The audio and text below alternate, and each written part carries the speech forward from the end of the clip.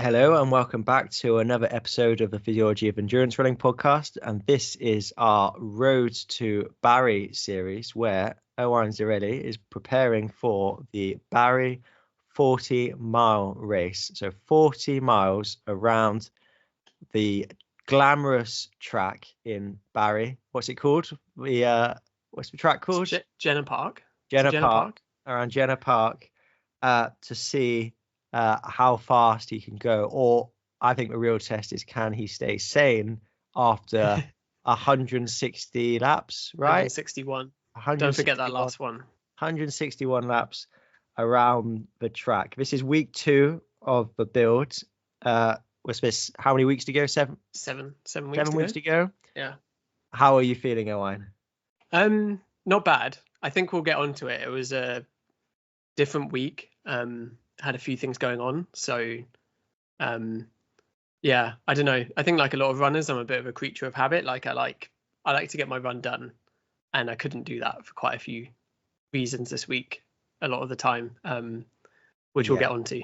Yeah, I have a rhythm to the week that I like, and unfortunately I'm about to have one of those weeks this week, which is annoying, but I will cope. So one of the feedbacks we had from our last Road to Barry series was people liked it, which is great. We like that feedback, but we didn't actually say much about your background, Owain, in terms of running. So do you want to just, is it open question, or should we just go through your PBs? I think we need a bit of open question first. So what's your experience of running and ultra running? How did you get into running? So I feel like I'm like just completely ticking like what's that page? Your boy Scott Jurek, that Instagram page, like ticking a meme here. But I basically read Born to Run. Oh no! and then my mum, who's like our biggest podcast fan actually, was doing the Vale Coastal Ultra. So that's from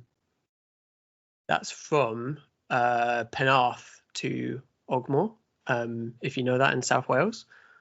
And she said, did I want to do it? And I was like, I don't know how old I would have been, like 23, 24 at this point.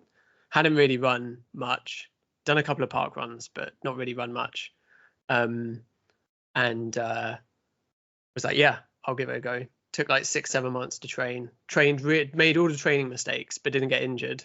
And did that, and then basically spent 2 years doing ultras. So I went from 50k in the April of that year to, by September, I'd done 100 miles.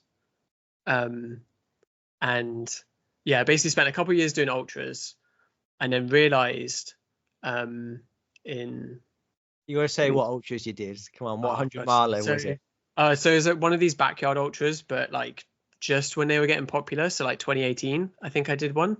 So the backyard ultras are where you do like 4.1 miles per hour, and you do a loop, and then however long you have left before the start of the next hour, you can do what you want. So it means that by 24 hours you've done 100 miles, or 12 hours you've done 50 miles.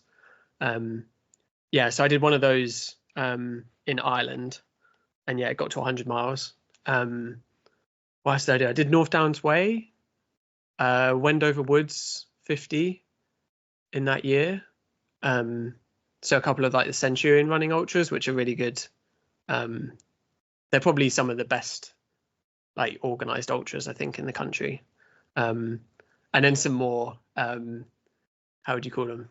I guess like the word that comes to mind is always like tin pot, but like there's a lot of ultras in the UK that are basically like long distance walkers.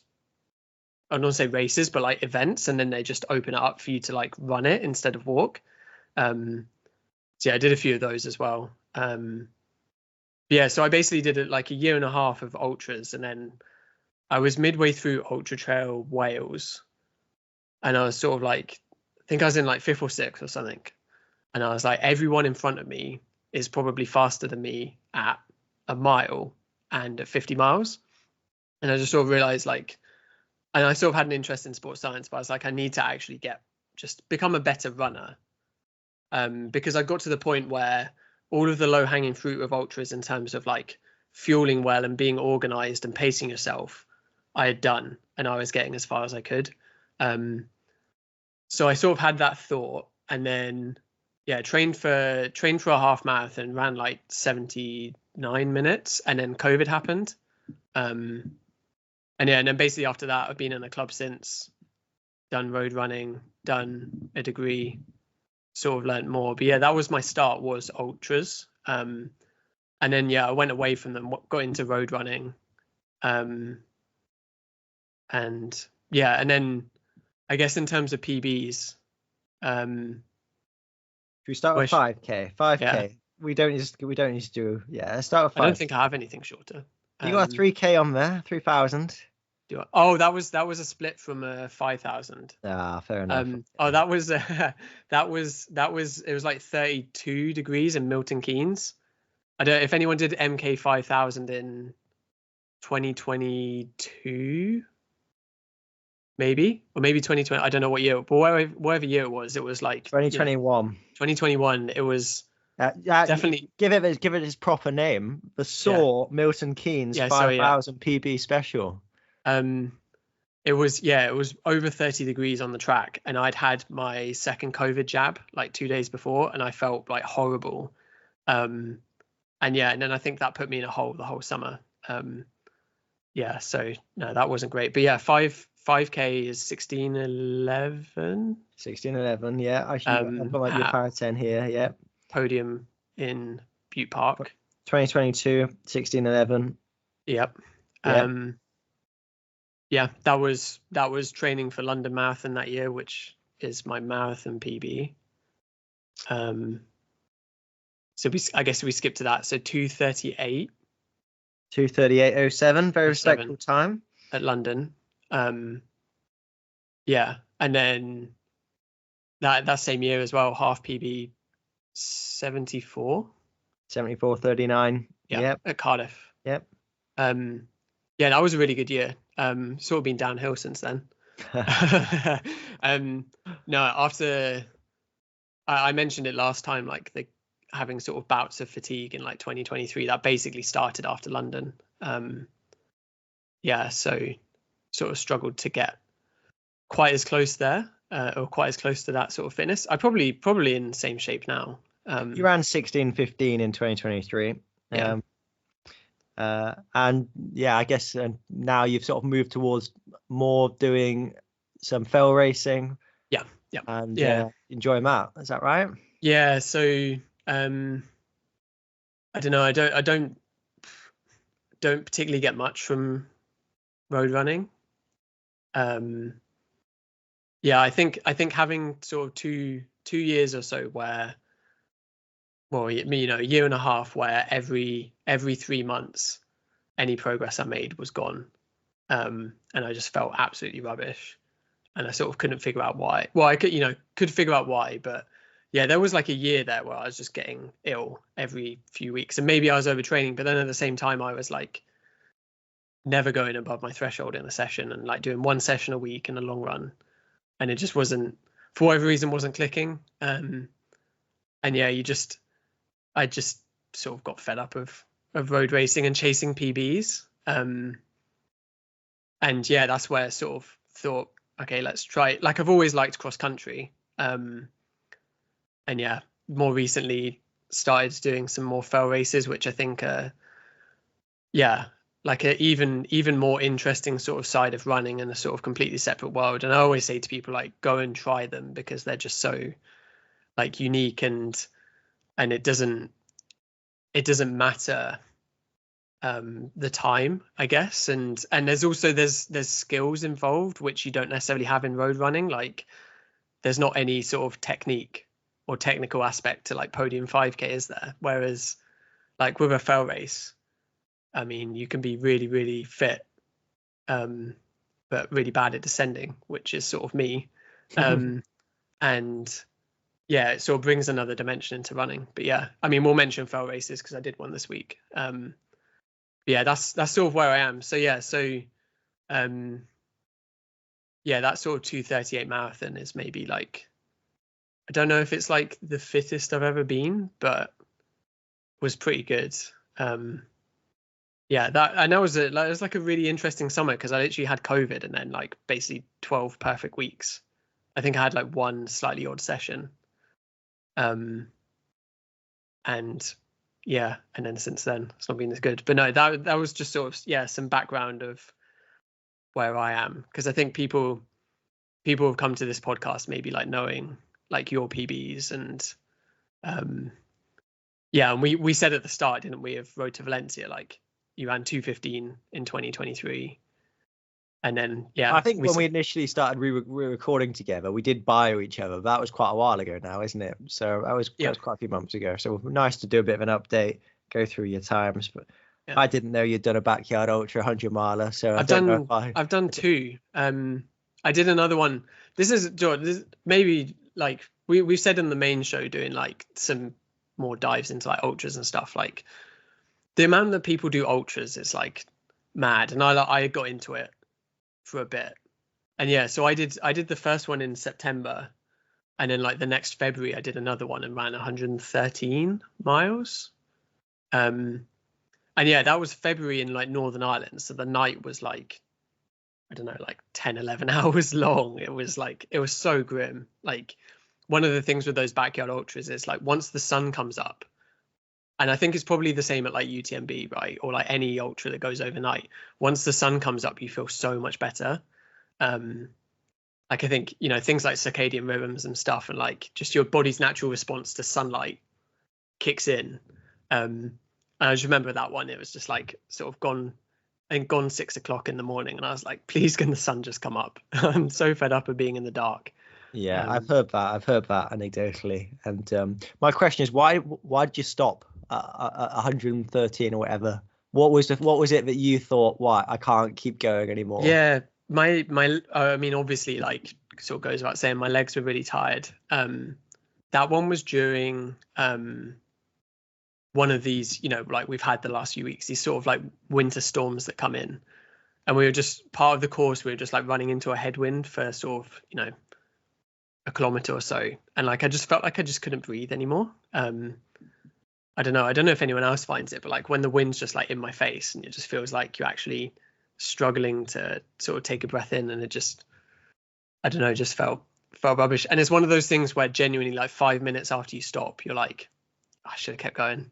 Because you think about like, okay, so if I'm going to go do this again in 6 months, I need to run for 27 hours to get to the same point. And you're just like, oh, such a lot of work. Such a lot of work. The longer and the events go, certainly like past 24 hours, obviously there's a fitness component, but it's so much like psychological, isn't it? It's can you keep putting yourself through it? Because you can, especially when it's multiple day stuff as well, it's not just about this. We need to do a whole podcast episode on it, because there's probably some really interesting physiology, but so much of it is just about looking after yourself and managing your efforts and fueling and keeping warm or keeping cool if it's hot, and managing your body, isn't it? But and I'd be interested to see like I wasn't wearing a heart rate strap or anything. Like it would be really cool to go to one of those events and like have someone wear a heart rate monitor and every lap take a lactate sample and, I don't know, measure a few other things. Core body temperature, like see creatine kinase, get some muscle damage markers in there, and start biopsying them. Blood glucose levels. No, that would be cool to see. That's some of my background, I guess. Nice. So should we get into your week then? Well, through my week, so from the 6th of Jan, I mean, goes no surprise, but Monday morning, hour easy. Don't even made any notes on this.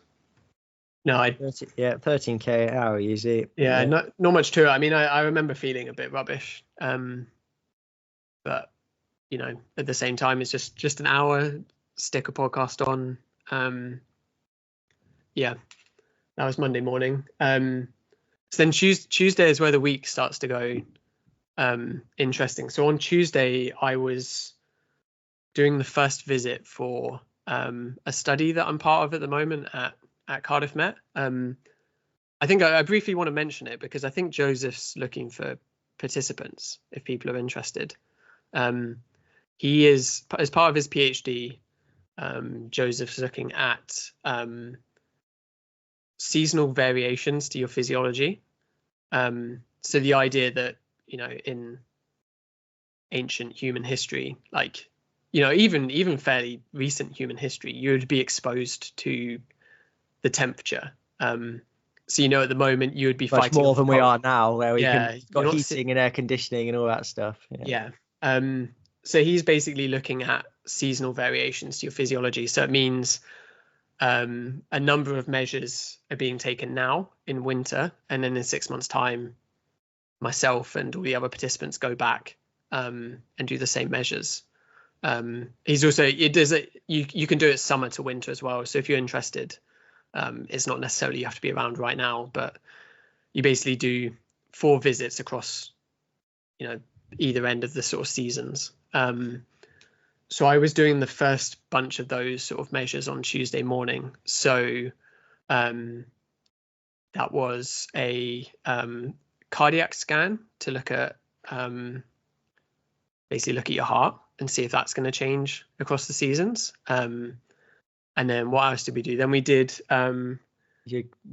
ischemic exercise, which we could probably do a whole podcast on, but it's basically looking at how your body or your vasculature and its ability to respond.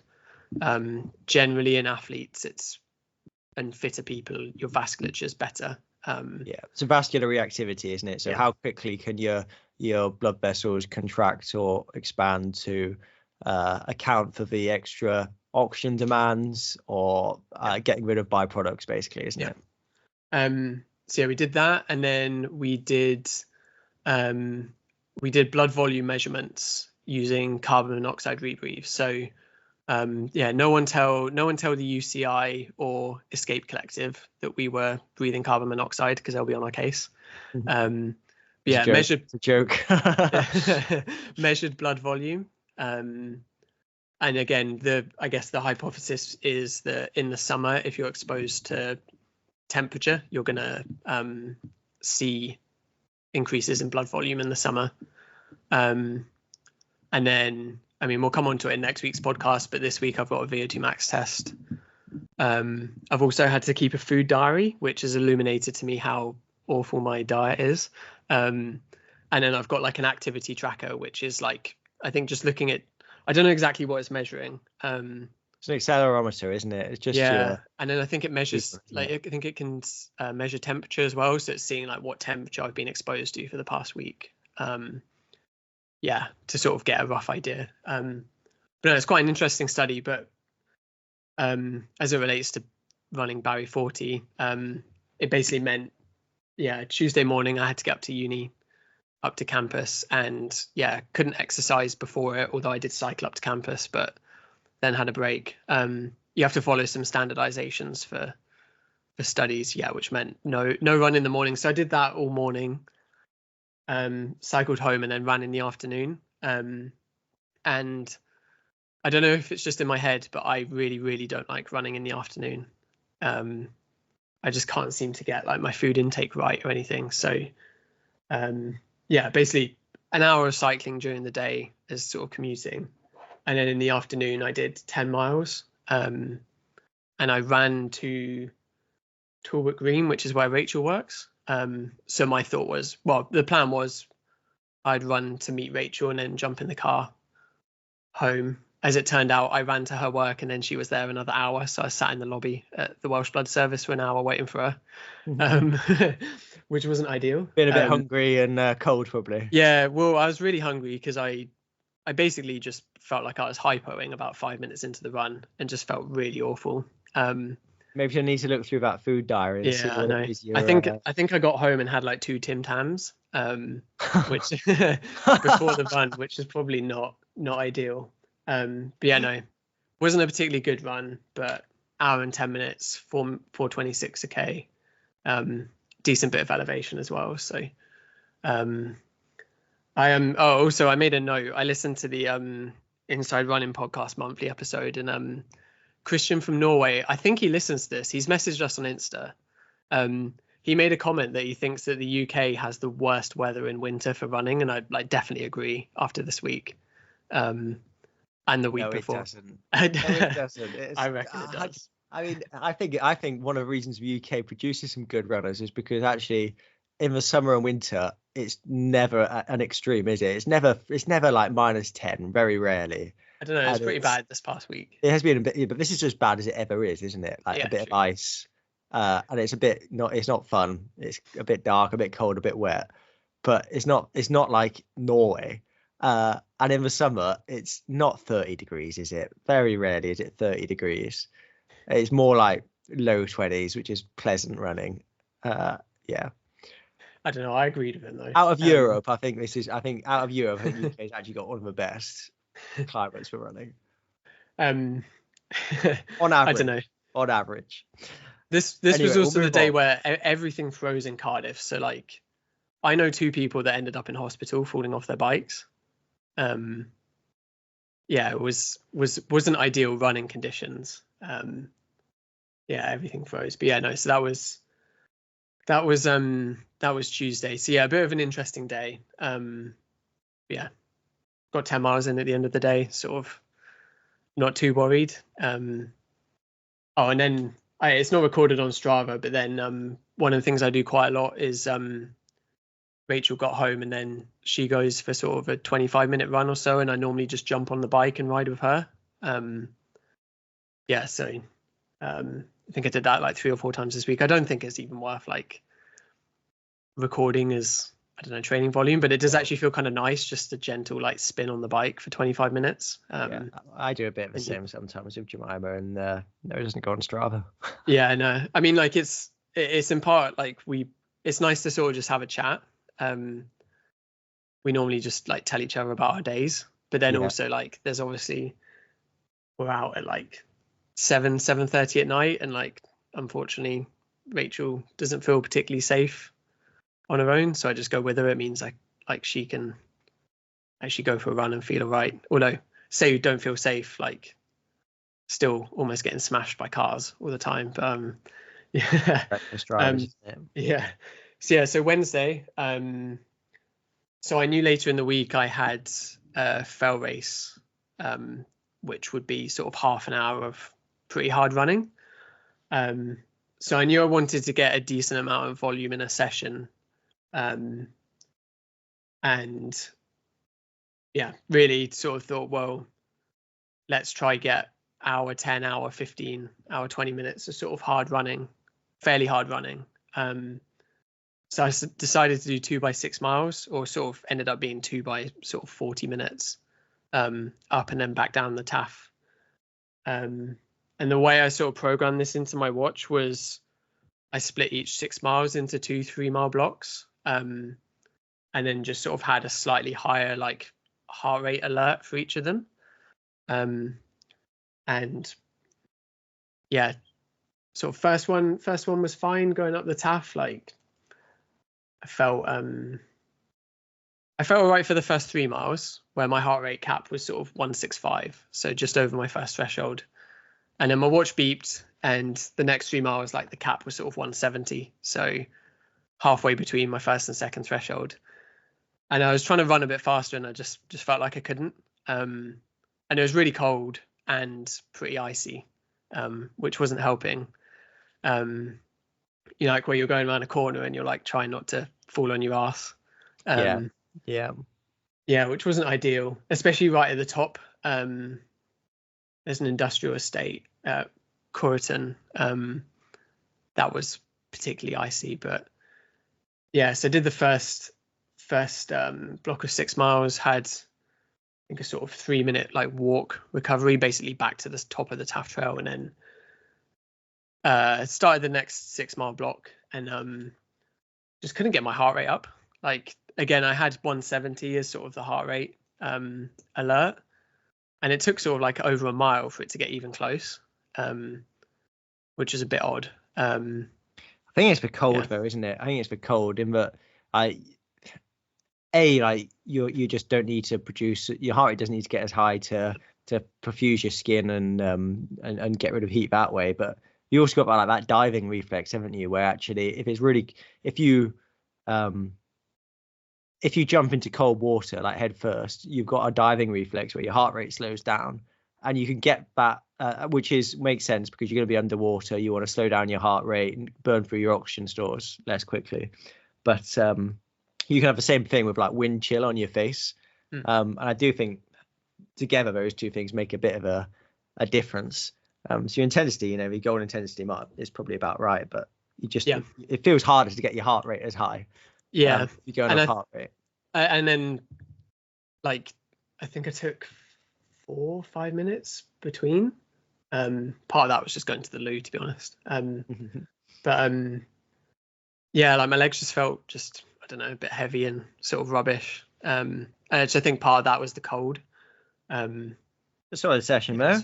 Yeah. So then when I got to the sort of final 3 miles, and like then max heart rate's like, or the heart rate alerts at like 170, so 175, sorry, so just below my second threshold. Yeah, I sort of finished and I was like hoping to see like a big sort of difference in the sort of each 3 mile block, but there wasn't loads. But at the same time, like, sort of don't really care. Like, you were quicker in the second 6 mile, weren't you? Yeah, and I got 12 miles of pretty hard running. And for the rest of the week, pulled up fine after the session. What did I have during it as well? I think I had 90 grams worth of carbs. I was carrying another 40-gram gel, but again, I just couldn't really stomach it. I think it was where early on, like, my plan was to, especially in the first 6 miles, be trying to take a gel it was one of the big 90-gram precision pouches. It was like try and take a sip every couple of miles. And it sort of felt like similar to the end of a marathon, where you're just like, I just can't take this at the moment. Like, it just feels like I'm running a bit too hard to digest this. And that was sort of how I was feeling. So I didn't quite take as much carbohydrate in as I wanted. But yeah, sort of one of those ones where, maybe a few years ago I would have been like, oh, crap, that was rubbish. Like, didn't hit the sort of feeling I wanted or the paces. But then now I'm just like, well, I did the amount of work I wanted to, and yeah, I'm not really too fussed. I mean, like, you did 2 times 6 miles at pretty much marathon PB pace. Yeah, right? That's pretty good, I'd say. I'd find that hard. Yeah, it was like it was nice as well. Well, not nice, but at the end it felt hard, which is sort of what I was looking for. I didn't want to finish and even feel like I could do another 6 miles. Like, I probably could do another 6 miles, but like a bit fatigued, mentally fatigued as well, because like, running up and down the TAF is boring as. But no, it was fine. Yeah, it was good. Sort of achieved what I wanted to achieve. So then Thursday. What's that for the day then? Right, so it's about 3K warm up and cool down as well. So it's about 26K, isn't it? Yeah. So decent day as well. Yeah. So then Thursday, just another hour easy. This felt a lot better than Monday did. Like, where I finished. Well, I got to my house and I looked at my watch and it was on like 58 minutes, and I was like, oh, I've run that way too fast. Again, like I said last week, I just look at heart rate. And yeah. I mean, like, if I'm running sort of 430 a K at like 147 heart rate, like, either I'm in really good shape or I've got a bit of I guess, I don't know, like heart rate suppression from the session the day before, maybe. But no, just another hour easy. Ticked off an hour. Yep. And then Friday, again up at uni, we were doing don't tell the UCI again, we were doing more carbon monoxide. He's looking for this EPA response here. Yeah. No, this wasn't on me on Friday. This was this was on an athlete, wasn't it? Right. Oh yeah, absolutely. Yeah. No, so I was up at uni on Friday morning with you. Yeah, I doing would say, some pre-altitude screening, which is yeah, nice. Get some hemoglobin mass measures before going on an altitude trip, so that's exciting. yeah, And we'll see what that comes back with yeah. in a few weeks' time.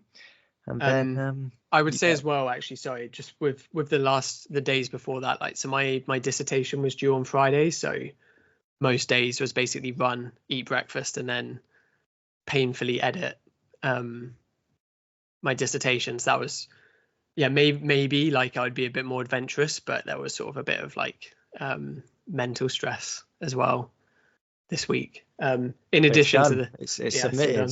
So you've basically finished your masters now, haven't you? Yeah, yeah.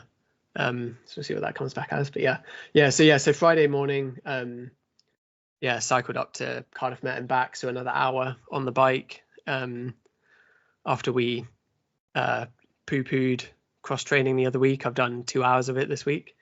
And then on Friday afternoon, I jumped in with some of the people from CDF, which is another club in Cardiff. Don't tell the groups lot. Yeah, I got some negative responses to this. They do a run on Friday called Friday Lumps, which basically goes past my house twice. And sort of after last week saying about the meters per hour of running, fits my MO pretty well. But yeah, so I ran there and then ran part of the way back as well. So again, if I hadn't been up at uni in the morning, I would have done sort of 20k anyway. That was my plan on Friday, but I just ended up doing it in the afternoon with a good group from CDF. So I think I ended up having 20k, 200 meters of elevation, 217 meters, yeah, hour and a half.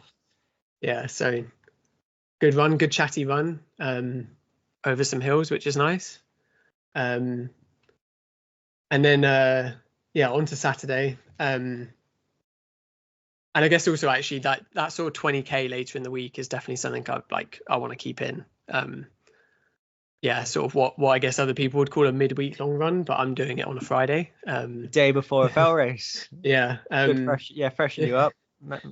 Yeah. So Saturday, had a fell race. I would say as well with these fell races, I'm not tapering into them. Like, first of all, why would I? But then, the same as you found with your Valencia block, right? Like, if you're constantly tapering in stuff, you're never gonna actually do any sort of training. So this was Craggeralt fell race, which is just to the north of Cardiff.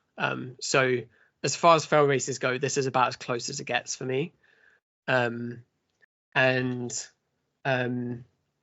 think it's a tradition across the UK, but at least in Wales, or a good percentage of fell races start at 2:00 on a Saturday afternoon. Which on one hand is kind of nice because it means you don't have to be up at the crack of dawn driving somewhere. But it is also a weird time to sort of run as well. You just got it hanging over you all day, haven't you? And when do you eat lunch? Like, yeah. I like a 11, 12 o'clock race. I think that's perfect. You have breakfast and you just race. Yeah. And you got the afternoon to chill. Yeah, it is nice having the afternoon, isn't it? But yeah, no. So 2:00 in the afternoon for a lot of fell races. So yeah, before the fell races, and again, like,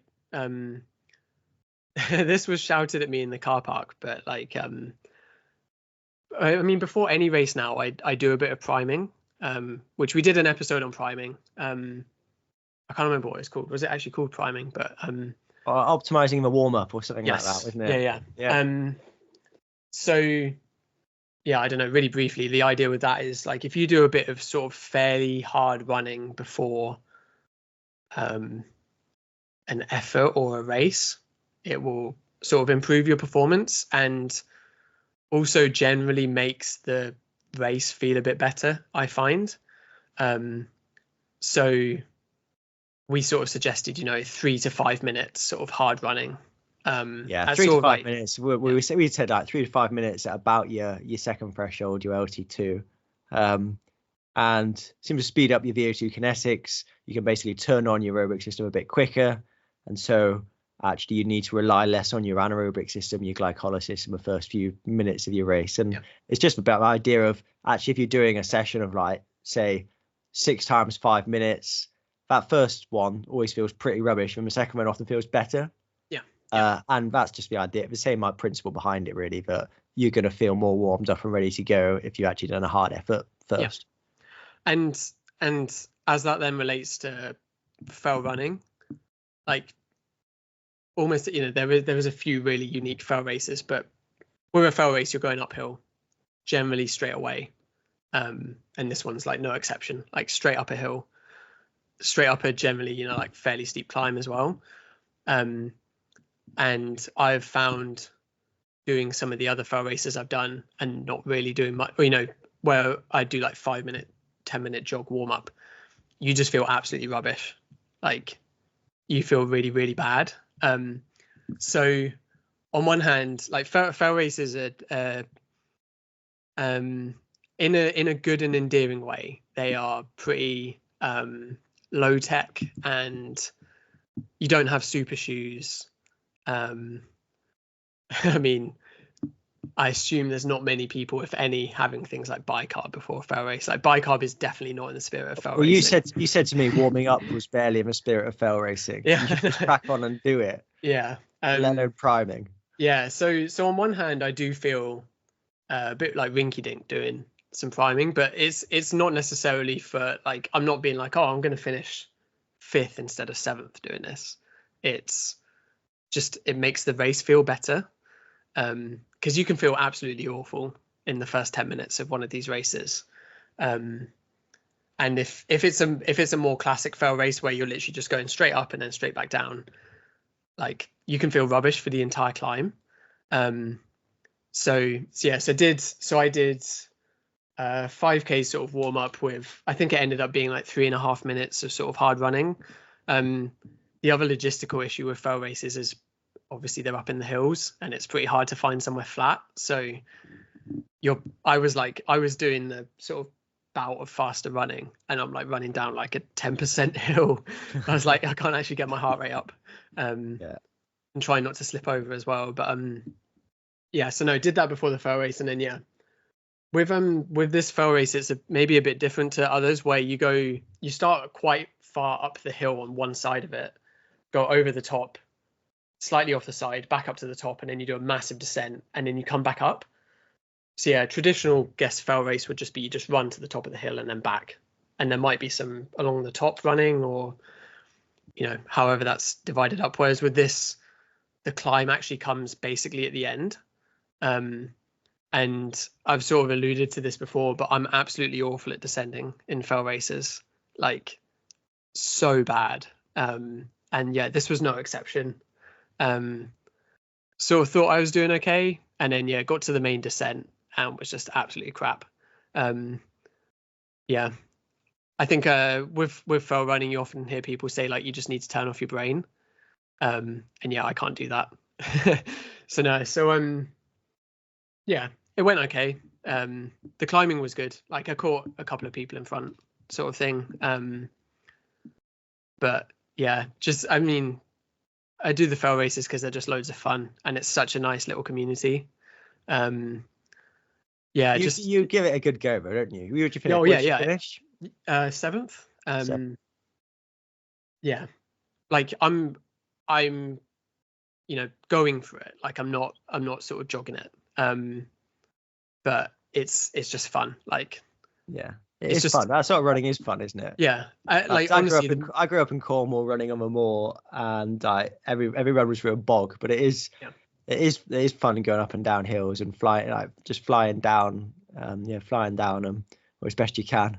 Not necessarily flying for me, but best part of the fell race is like the chat after. I think like you're just at the finish line just chatting to people. Had a few people come up and mention the podcast, which is nice. I think I messaged you. Pete Ryder came and said hello. He's a good he has good the lad, course Pete. record on this, which is unbelievable. I think he has the course record on this.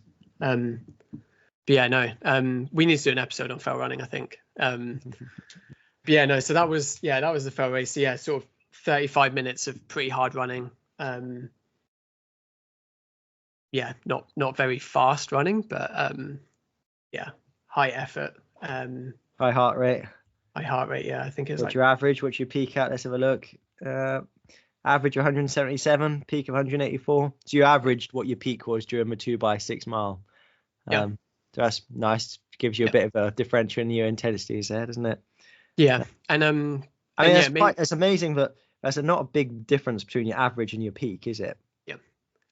Yeah. Your heart rate's just up. And even when you're descending, like you're trying to run hard and you're also like having to think. Where you'd maybe think, like if you're running a road race and there's some downhill, your heart rate's going to drop quite a lot, but like you sort of can't because you're like trying to not fall over. Well, it's so much more multi-directional, isn't it? And trying to stay on your feet. A lot going on.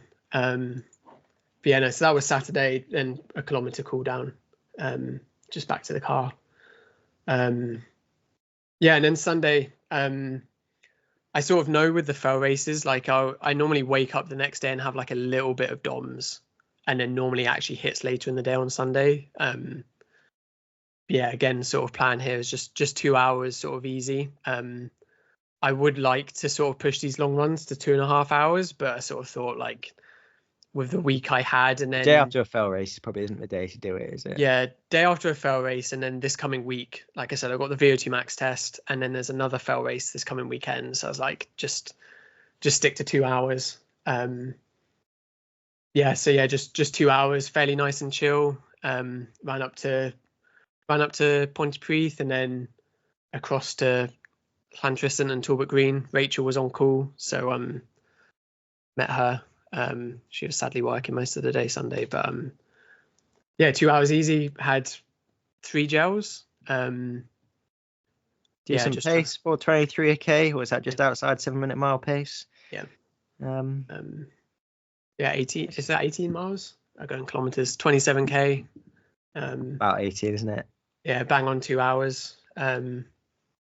I don't know. It felt just sort of one of those weeks where you just try and tick all the boxes as best you can, and there's not necessarily going to be any sort of, I don't know, highs or lows. That's or most you weeks, try and just just keep it.